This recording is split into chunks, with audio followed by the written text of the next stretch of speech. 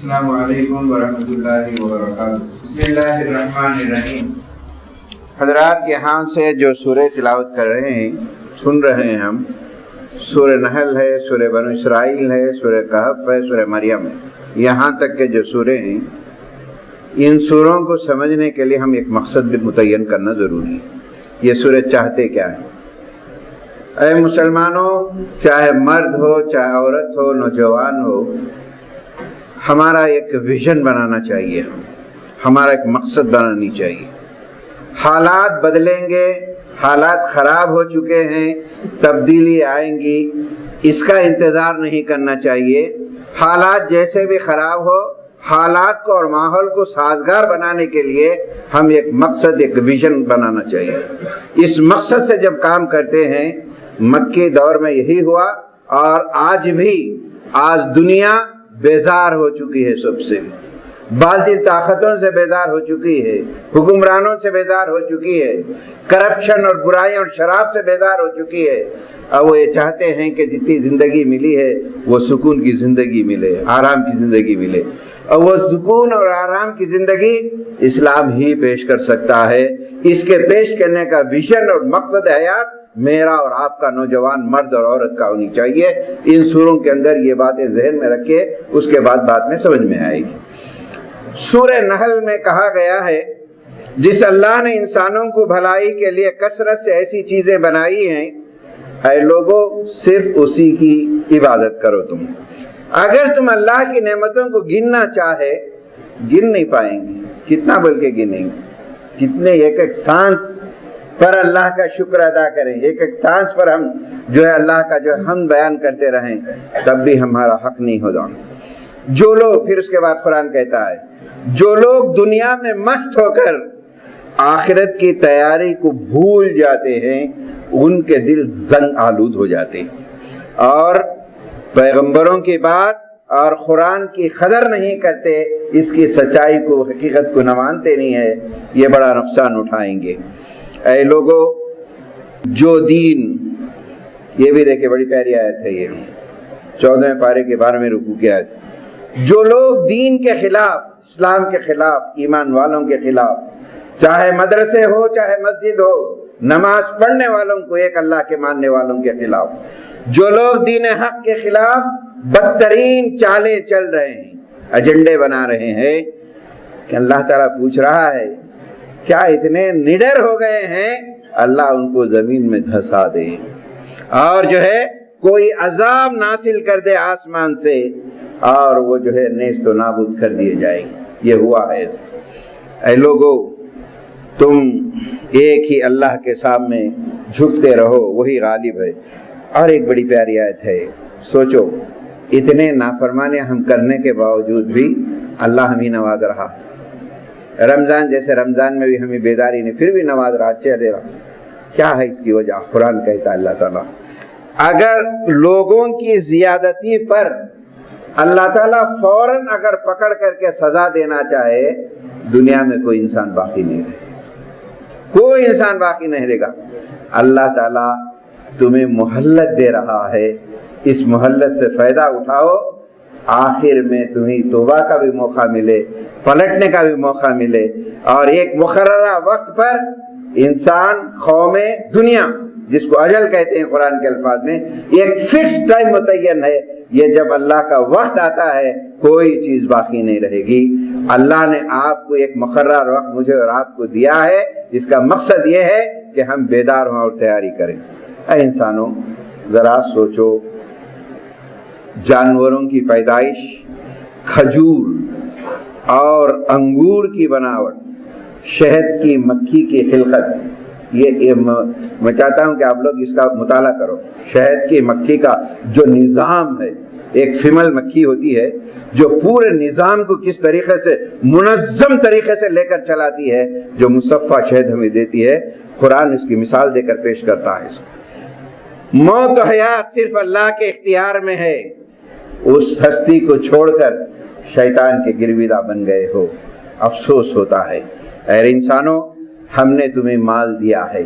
مال اپنے غلاموں پہ، اپنے نوکروں پہ، مانگنے والے پہ، نہ مانگنے والے پہ، جو محروم ہے، غیرت مند ہوتا ہے، رشتہ دار ہوتا ہے، اس کو دیا کرو. جب تم پیدا ہوئے ذرا سا غور کرو. قرآن کی جو آیتیں ہیں، سینٹنس 6666 آیتیں ہیں، اور اس میں 10 ٹائپ کی آیتیں ہیں، 10 ٹائپس کی آیتیں. ان میں ایک آیت یہ ہے، ایک قسم کی آیت، 1000 آیتیں ہیں ایسی، کہ اللہ تعالیٰ بار بار ایگزامپلز دیتا ہے، ایگزامپل، مثالیں دیتا ہے، مثال کے ذریعے سے سمجھاتا ہے، تم سمجھو ذرا. یہاں ایک مثال دیتا ہے اللہ تعالیٰ، انسانوں تم پیدا ہوئے، دیکھو تمہاری کیا حقیقت تھی، کچھ نہیں جانتے، غلاظت میں تھے، یہ بھی تمیز نہیں تھی تمہیں. اللہ نے تمہیں آنکھ، کان، دل، دماغ دیا اور بے شمار نعمتیں دی. اے لوگو، قیامت کی گھڑی یا موت کی گھڑی آنے میں دیر ہو رہی ہے تو یہ اللہ کے طرف سے تمہارے انعام ہے. سدھر جاؤ اور بیدار ہو جاؤ اور تمہیں کامیابی ہوگی. یہ بڑے اہم مضامین ہیں. خدا کی شکر گزاری کرو، ناشکراپن کریں گے تو اللہ کے پاس پکڑ ہوگی. اللہ تعالیٰ سے دعا ہے یہ مضامین کو ہمیں سمجھنے کی توفیق نصیب فرمائے.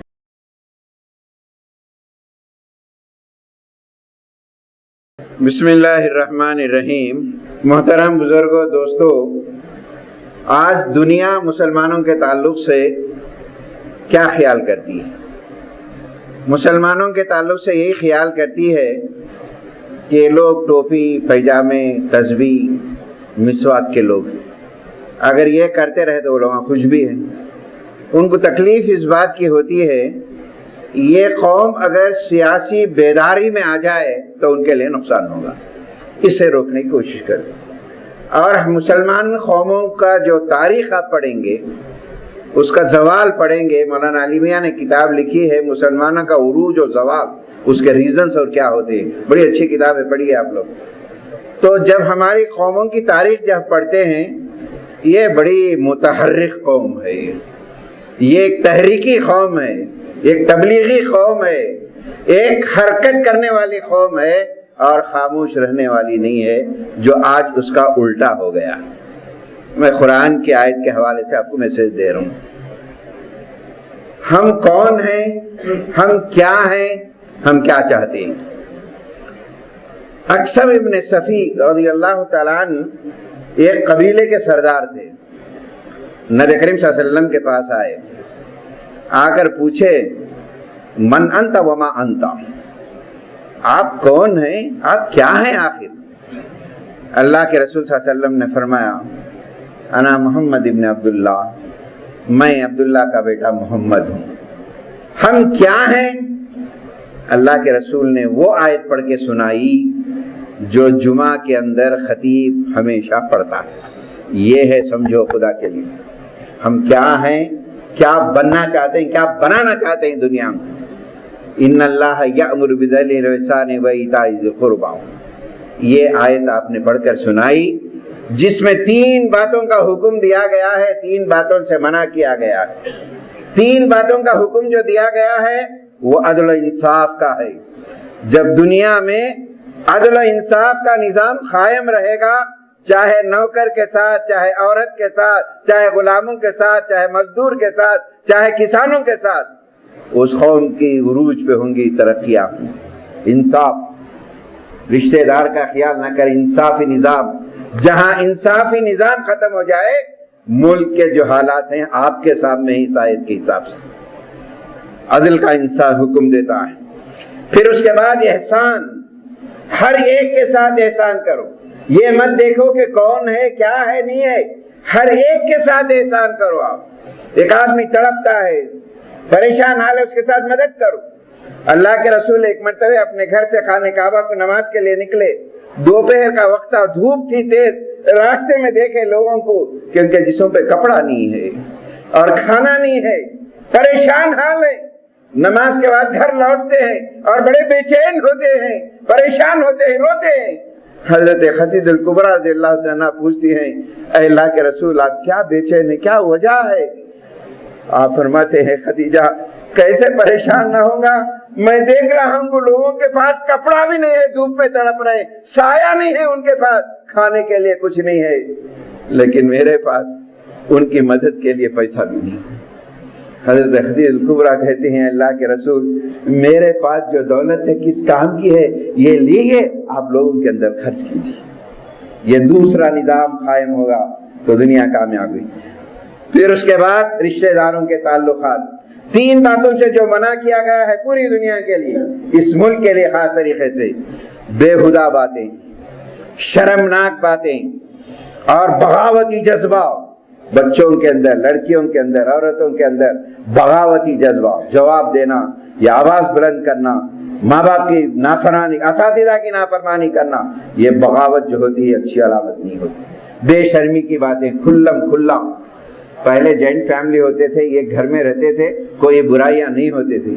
آج ہم نے بڑی ترقی کر لی، ہر ایک کے لیے الگ کمرے ہیں، لیکن کمروں کے اندر کیا ہو رہا ہے، انٹرنیٹ پہ کیا ہو رہا ہے، کیا ہو رہا ہے، کس طریقے سے آپ کو میں بتاؤں گا، وقت نہیں ہے، سروے کی رپورٹ بتا رہا ہوں میں، انٹرنیٹ کے ذریعے کئی لڑکیاں مرتد ہو کے چلی گئی۔ یہ آپ کو اخبار میں پڑھی ہے، خدا کے لیے کوئی قصے کہانیاں نہیں ہے میں جو بول رہا ہوں، یہ کیا ہو رہا ہے۔ اور اسلام چاہتا ہے یہ بے حیائیاں چاہے کس کی بھی ہو، کوئی بھی لڑکی کیوں نہ ہو، ہماری لڑکی ہے، ہمارے معاشرے کی لڑکی، چاہے ہندو ہو، کوئی بھی وہ لڑکی ہے، اس کی عزت ہوتی ہے، اس کی عزت کی حفاظت ہم سب کی بھی ذمہ داری۔ ہم کیا ہیں، کیا بتانا چاہ رہے ہیں، یہ ہے آئیڈینٹی اسلام کی۔ میرے دوستو اس آیت کو سمجھو، اللہ تعالیٰ سے دعا ہے ان آیتوں کو ہم سمجھنے کی توفیق نصیب فرمائے۔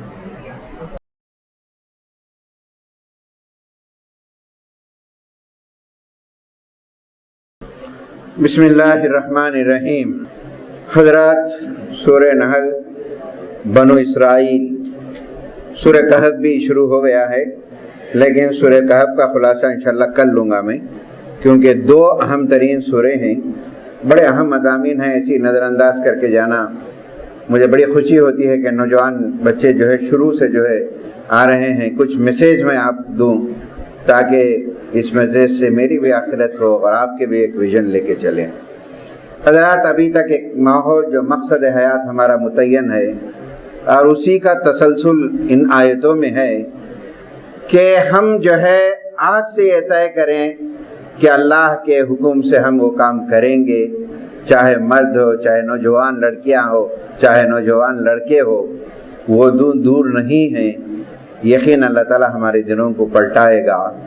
اللہ ہمیں کام کرنے کا حکم دیا ہے، حساب اور نتائج وہ اللہ کے ہاتھ میں، اور نتائج یقیناً ہونے والے۔ اور جو ہے ان حالات میں کہ قرآن سے ہمیں مستفید ہونا چاہیے۔ اس میں کہا گیا ہے کہ لوگوں، قرآن کو حضرت جبرائیل کے ذریعے سے بالکل امانت داری کے ساتھ بتدریج نازل کیا ہے تاکہ ایمان پختہ ہو اس کو سن کر۔ زندگی کے معاملات میں یہ کتاب تمہیں سیدھے راستے بتاتی ہے، زندگی کے ہر معاملے کے اندر یاد رکھیے، اور فلاح و سعادت کی خوشخبری دیتی ہے۔ اس پہ چلیں گے تو دنیا میں بھی کامیاب ہوں گے اور آخرت میں بھی کامیاب ہوں گے۔ اے لوگو، اللہ نے اس کتاب میں جو چیزیں حلال کی ہیں حلال کھاؤ، جو چیزیں حرام کی ہیں اس سے باز آ جاؤ اور تبھی کامیاب ہوں۔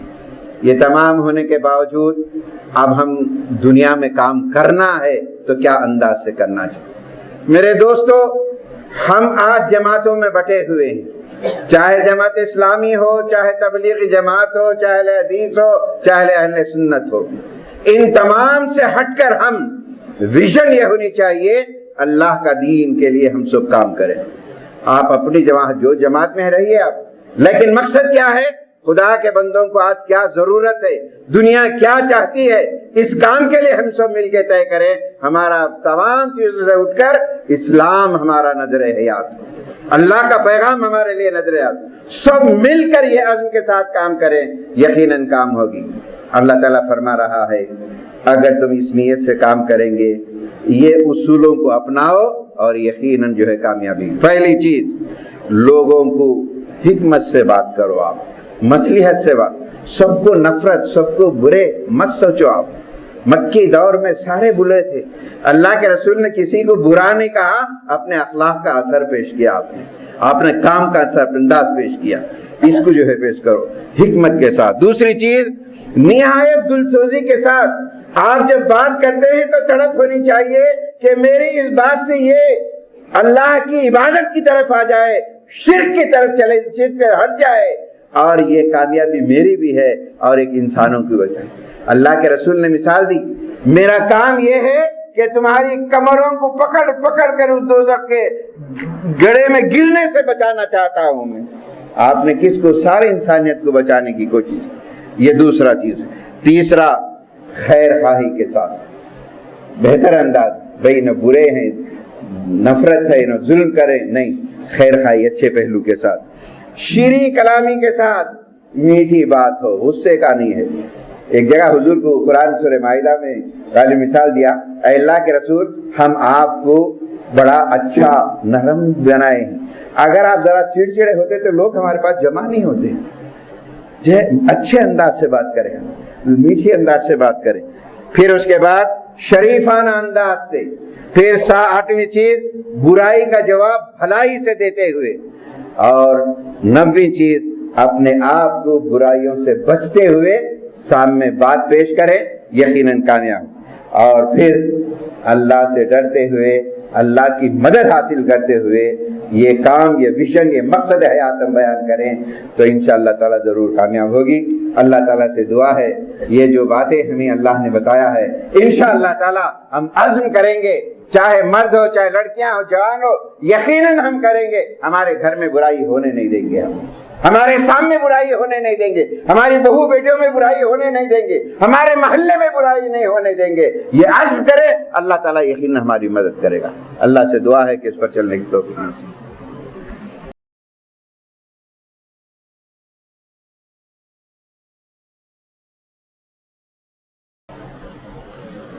بسم اللہ الرحمن الرحیم۔ حضرات سورہ کہف بھی تلاوت ہو رہا ہے، اس کا خلاصہ میں کل لوں گا انشاءاللہ تعالی۔ اس کی وجہ یہ ہے کہ شاید یہاں بہت سے طلباء ہیں، اساتذہ کیا ہوتے ہیں، آج میں دن بھر بہت مصروف رہا، میں سورہ کہف کا مطالعہ نہیں کر سکا۔ صحیح بات تو یہ، میرے استاد محترم ابھی 2 سال پہلے انتقال ہوا، جامعہ اسلامیہ مدینہ منورہ کے شروع کے فارغین میں سے تھے۔ انہوں ایک نصیحت کرتے تھے مجھے کہ تم کہیں علی بے بھی پڑھانے جانتے ہو تو ایک بار ریوائز کر کے جاؤ، بغیر ریوائز کے مت پڑھا۔ یہ اساتذہ تھے۔ آج اساتذہ کیا ہیں، ہم کیا ہیں، آج ہماری تعلیم میں برکتیں کیوں نہیں ہیں۔ آپ امام ابو حنیفہ رحمۃ اللہ کا نام سنے ہوں گے، 40 سال کے بعد تو وہ دین میں آئے، کتابیں پڑھے، اور جو ہے روزہ رکھتے تھے، اور جو ہے کتاب لکھے انہوں نے، ہدایہ کتاب۔ افطار کے لیے کھانا جاتا تھا، کھانا غریب میں بانٹ دیتے تھے، اور اتنی محنت اور کاوش کے بعد آپ نے ہدایہ کتاب لکھی۔ انور شاہ کشمیری رحمۃ اللہ علیہ لکھتے ہیں، میں ہر کتاب کا جواب دیتا ہوں لیکن ہدایہ کا جواب میں نہیں دے سکتا۔ کسی نے ابو حنیفہ رحمۃ اللہ سے پوچھا، آپ کی اتنا مرتبہ، اتنے اونچے مقام، آج دنیا ان کو فالو کرتی ہے، یہ کیسا اس مقام پہ چلے گئے؟ تو انہوں نے کہا، حضرت نعمان ان کے استاد تھے، میں استاد کی اتنی قدر کرتا تھا، اپنی پوری زندگی میں استاد کے گھر کی طرف پیر لمبا کرنا بھی بے ادبی سمجھتا تھا۔ کیا گزرے ہیں، سوچیے ہمارے دوستوں، کیا ہو رہا ہے۔ بہرحال ایک ضمنی بات ہے، سورہ بنو اسرائیل کا خلاصہ، دوسرا رکوع آخری دعا میں یہ کروں گا۔ معراج کا تفصیلی واقعہ بیان کیا گیا ہے اور کہا گیا ہے جس طریقے سے دن رات متضاد ہیں، اپوزٹ ہیں، برائی بھلائی متضاد ہیں، اسی طریقے سے قوموں کے اندر تباہی۔ دیکھیں بڑی پیاری آیت ہے اس میں، دوسرے رکوع میں، جب کسی قوم کی تباہی کا وقت قریب آ جاتا ہے، اس قوم کے خوشحال لوگ سمجھتے نا، کھاتے پیتے لوگ، اس قوم کے خوشحال لوگ فسق و فجور میں مبتلا ہو جاتے ہیں۔ یہی عذاب پوری قوم کو لے کے ڈوبتا ہے۔ بنو اسرائیل رکو نمبر 2 کی آیت ہے میرے دوستو. یہ فتنہ پوری قوم کو قرآن کیا کہتا ہے. دیکھیے آپ قرآن کیا پیش کرنا چاہتا. سوچیے آپ قرآن آج ہم کہاں ہیں, اس کتاب کو کہاں ہے. قرآن ایک جگہ حسرت سے کہتا ہے ارے یہ کتاب کو اپنے پیٹوں کے پیچھے معمولی کتاب وراء ظہورہم کأنہم لا یعلمون, پیٹوں کے پیچھے ڈال دیے, کچھ نہیں, رمضان میں کچھ پڑھ لیے. خدا کے لیے جوانوں آپ پر بڑی ذمہ داری ہے, آپ پڑھے لکھے ہیں, قرآن کا مطالعہ کرو. یہ اپنے فائدے کے لیے ہے, اپنی زندگی کے لیے ہے, تبھی ہماری کامیابی ہوگی. اللہ سے دعا ہے اللہ تعالی ہم کو سوچ اور سمجھ کر تدبر کرنے کی توفیق نصیب فرمائے.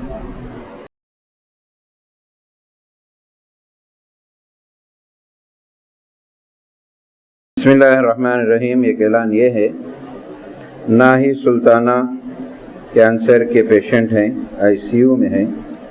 اللہ تعالیٰ سے دعا کریں کہ اللہ تعالیٰ اپنا فضل فرمائے اور ان کی مدد فرمائے اور ان کی بیماری کو شفا نصیب فرمائے. اے اللہ جتنے بھی بیمار ہیں, اے اللہ شفائے کامل تیرے ہاتھ میں ہے, ان سب کو شفائے کامل نصیب فرمائے. حضرات سورہ بنو اسرائیل بڑا اہم سورہ ہے, معراج کے واقعات اس میں آئے ہیں. اس کے بعد 2 باتیں بڑی اہم آئی ہیں, وہ یہ ہے اے لوگوں نمازوں کی پابندی کرو, خاص طریقے سے صبح کی نماز کی پابندی, کیونکہ صبح کی نماز میں جو قرآن پڑھتے ہیں اس کو سننے کے لیے فرشتے نازل ہوتے ہیں. جب ہم آپ دعا کرتے ہیں تو رد نہیں ہوتی ہے دعا صبح کی نماز. پھر ایک اور آیت آئی ہے, اللہ تعالیٰ پوچھتے ہیں تم نے جو بھی دنیا میں کیا ہے وہ تمہارے گلے میں کتاب کے طور پر لٹکا ہوا ہے.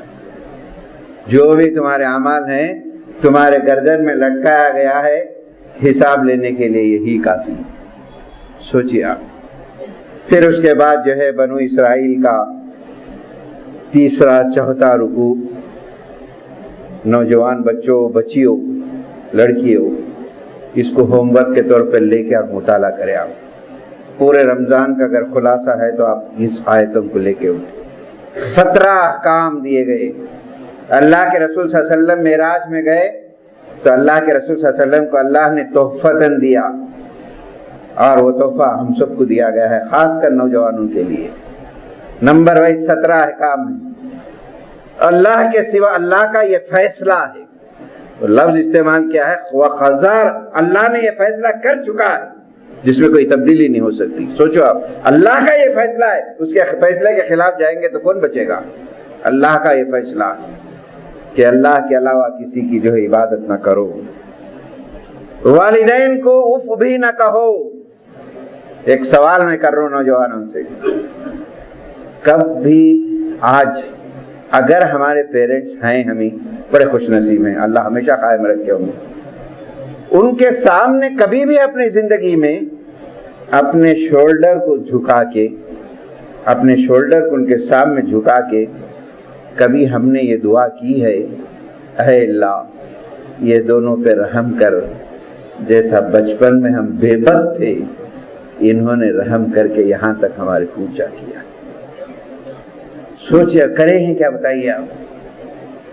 آپ کی جنت و دوزخ ماں باپ ہیں, اگر ان کی نافرمانی کرے یقیناً آپ اپنے علم سے اپنے قابلیت سے دنیا کے اونچے سے اونچے مقام کو پہنچ سکتے ہیں, لیکن آپ کامیاب انسان نہیں ہو سکتے. آپ کی زندگی میں سکون کبھی نہیں آئے گا. دولت کے انبار آپ کما سکتے ہیں آپ کی ڈگریوں کی وجہ سے, لیکن آپ کی زندگی میں برکتیں نہیں ہوں گی, سکون نہیں ہوگا جب تک کہ ماں باپ کی دعائیں آپ کے ساتھ نہیں. اللہ کے رسول صلی اللہ علیہ وسلم نے فرمایا, سوچئے, سوال اپنے آپ پہ کریے, اگر کوئی بچہ اپنے ماں باپ کے سامنے بیٹھ کر ذری دیر بیٹھ کر بڑے غور سے دیکھتا ہے یہ میرے ماں باپ, آج ترستے ہیں ماں باپ اپنے بچوں سے بات کرنے کے لیے, ٹائم نہیں, رات گزر جاتی, بات کرنا چاہتے, ٹائم نہیں دیتے ہیں بچے ہمارے. اگر کوئی بچہ ماں باپ کے سامنے بیٹھے اور کہے یہ میرے ماں باپ ہیں, اے اللہ ان پہ رحم کر, اللہ کے رسول نے فرمایا اسے یہ ایک حج مبرور کا ثواب دیا جائے. حج مبرور حج کو کہتے ہیں اس کے پورے ارکان قبول ہو جائیں. ایک صحابی نے پوچھا اللہ کے رسول اگر کوئی بچہ اپنے ماں باپ کو دن میں 10 مرتبہ دیکھتا ہے کیا 10 حج کا ثواب ملے گا؟ اللہ کے رسول نے فرمایا خدا کی قسم اگر تم 100 مرتبہ بھی دیکھتے ہو اس نگاہ سے 100 حج کا ثواب اس کے حق میں دیا جائے۔ سوچئے میرے دوستو کیا مقام ہے، آج کیا کر رہے ہیں ہم؟ ماں باپ کے ساتھ حسن سلوک کریے، رشتہ داروں کے ساتھ، مساکین کے ساتھ، مسافر کے ساتھ حسن سلوک کیجیے۔ اللہ نے دیا ہے، بہت بخیل مت بنیے، بخیلی کبھی کامیاب نہیں آتی ہے۔ فضول خرچی بھی مت کریے، فضول خرچی کرنے والوں کو بڑا سخت الفاظ استعمال کرا قرآن، یہ شیطان کے بھائی ہیں۔ نام کے لکھے دکھاوے کے لیے جہاں 10 روپے خرچ کرنے کی بات ہوتی ہے وہاں ہزاروں روپے خرچ کرتے ہیں۔ فضول خرچی مت کریے آپ، پیسے کو پیسہ سمجھیے، قبل اس کے کہ حضور نے فرمایا 5 چیزیں، ان میں سے ایک چیز یہ ہے فقیری کے آنے سے پہلے پیسے کو غنیمت سے، یہ آتا ہے اور چلے جاتا ہے۔ پھر اس کے بعد اولاد کو مفلسی کے ڈر سے ختم کرو، زنا کے قریب نہ پڑو، ناحق کسی کو قتل نہ کرو، یتیموں کے ساتھ انصاف کرو، عہد و پیمان کا خاص خیال رکھو، ناپ تول میں پورا انصاف کرو، بدگمانی وہم پرستی سے بچو، زمین پر اکڑ کر مت چلو، تمہارا یہ اکڑنا زمین کو پھاڑ نہیں سکتا، آسمان کی بلندیوں کو پہنچ نہیں سکتا۔ اللہ کے سوا کسی کی بندگی نہ کرو، ہمیشہ اپنے ماں باپ کے لیے دعائیں کرتے رہو تبھی کامیاب ہو۔ اللہ تعالیٰ سے میری دعا ہے اے اللہ جن کے والدین ہیں اے اللہ ان کے درجات کو بلند فرما، ان کو صحت عاجلہ کلیہ نصیب فرما۔